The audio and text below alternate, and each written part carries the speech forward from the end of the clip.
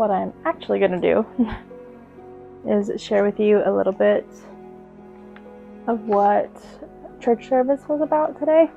We had a guest speaker, and he was talking about waiting on the Lord, which I probably need right now. I definitely need right now.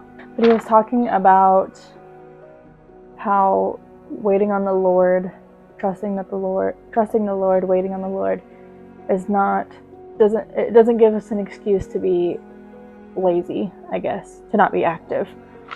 These gaps in time where we usually think that God isn't working, a lot of Christians, I mean, probably even me, without realizing it, he said, fall into this trap of assuming that God's not working just because we're waiting. But Pastor said, actually, while we're waiting, God is working. He's always working. And these gaps of time are when he wants to do work within us so that he can grow us, or that we can grow. So during these times, these are the times where we want to be bold in faith and turn to him even more and study his word, talk to him, let him talk to you.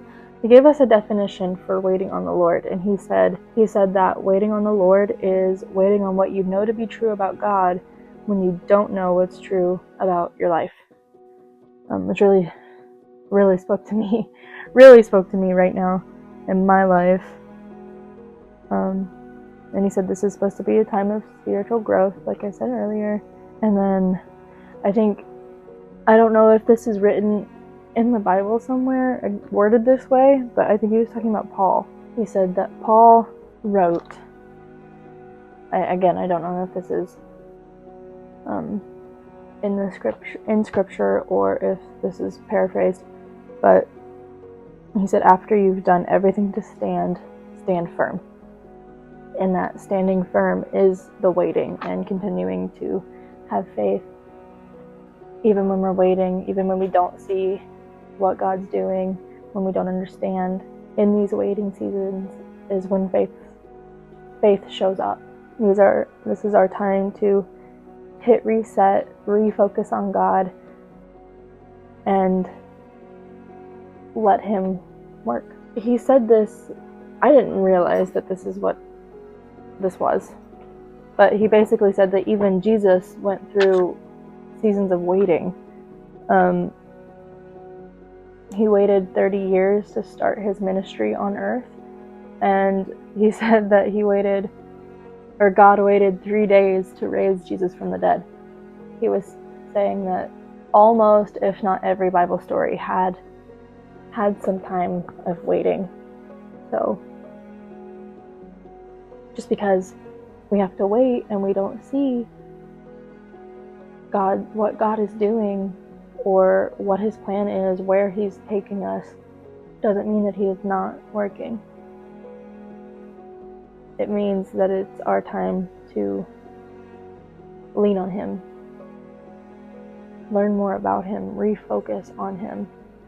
And that I think that is exactly what I needed to hear right now. So I just wanted to share that with you in case anybody else needed that. Okay, I'm back from church. And really quick, I just want to share what the guest speaker talked about. They're doing like a whole guest speaker series at the church that I go to. So like every week has been a guest speaker, which is fine. Some like the last two have been really great. And the first one was too.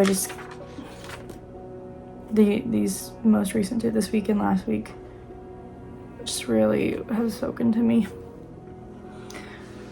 But he was preaching out of Psalm 55, and if it had a title, I think it was The Anatomy of Pressure. If you read Psalm 55, you know that David is like going through it when he wrote this psalm. I think he said the context of it, because I don't know. I'm trusting this guy. The context of it is that David's son is trying to kill him, and his best friend, like his right-hand man, has betrayed him. And he was just really going through that prayer, and he kind of broke it down into 4 categories. They were frustration, isolation, retaliation, and humiliation. Like you could see in the first half of the psalm that David is angry, and he's like expressing all this to God. To me, and he didn't say this, but it didn't seem like he was angry at God, but he was expressing his anger in this prayer.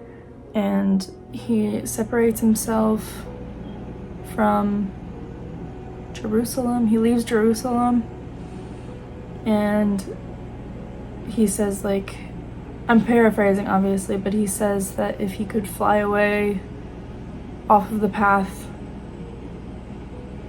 I'm assuming that meant off the path that God has him on, then he would, if he could, and just get away from it all. And so that's the isolation part of it. He prays for God to send his enemies to hell alive, so retaliation. And then he talks about there being a pause between verses 15 and 16 of Psalm 55, and how he thinks that pause is David just breaking down. He's gotten so angry, so worked up at this point that he can't even speak anymore. He assumes that David is weeping between those 2 verses, because there is such a shift between the tone of verse 15 and everything before it, and then verse 16 and everything after it. So he thinks David is weeping during this time, and he thinks that during that time God must have stepped in. And then David kind of outlines 3 things that we should do when we're in the middle of this chaos. This whole sermon has been about what to do when you're in the middle of the storm and you're in the middle of the fire. The dumpster fire is the other words that he used. And he said that 3 things are highlighted for us to do in Psalm 55. Number 1 is call on God, because he is the only one who knows what's going on. He is the only one who truly is in control, and he knows what you should do. Number 2 is that we should trust that God will rescue us, because God has kept us for so many years already. He's gotten us through everything that we've ever been through, and he will not leave us behind now. He will get us through this. He will deliver us from whatever we are going through in this moment. And number 3 is to focus on his sustaining power.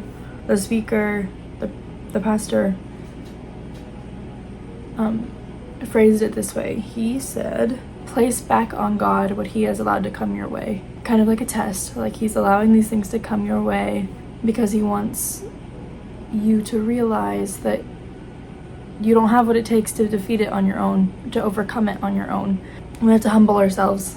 We are not as strong as we think we are. We need to look to God for our strength, because he will sustain us as soon as we focus on him and we give it to him. He will sustain us and bring us through whatever we are going through. You focus on God right now in this moment that you're in, as chaotic as it is, as scary as it seems, as hopeless as you feel. We focus on God right now in this moment. Not for tomorrow, not yesterday, but right now in this moment. We focus on him. He will get us through to the next moment and the next moment, and he'll take us step by step until he delivers us through this storm. And then something that I really want to share with you is that this pastor's last line, like his last word for his sermon was, this is exactly what he said. If God can raise a dead Jesus, there is no fire that he can't put out. If God can raise a dead Jesus, There is no fire that he can't put out. Nothing. Nothing that he can't take care of. Nothing that he can't bring you through. So we have to trust him. We have to believe him when he says that he will get us through. And we have to obey him when he says to focus on him. When we are in the middle of the storm, in the middle of the fire, we are not strong enough to get ourselves out of it on our own. We're just not. We're just not. So eyes on him. Eyes on him. He's the one who's gonna get us through it. But we gotta follow him. We can't expect him to help us if we're looking away. If we're looking at other stuff, we're looking to other things for comfort, we're looking to other things to save us. He is the only one that can save us. So eyes on him. I just wanted to share that. I don't know. I just thought that was a beautiful message, and I'm so glad that I was able to hear it in person. And I really felt like I should share it.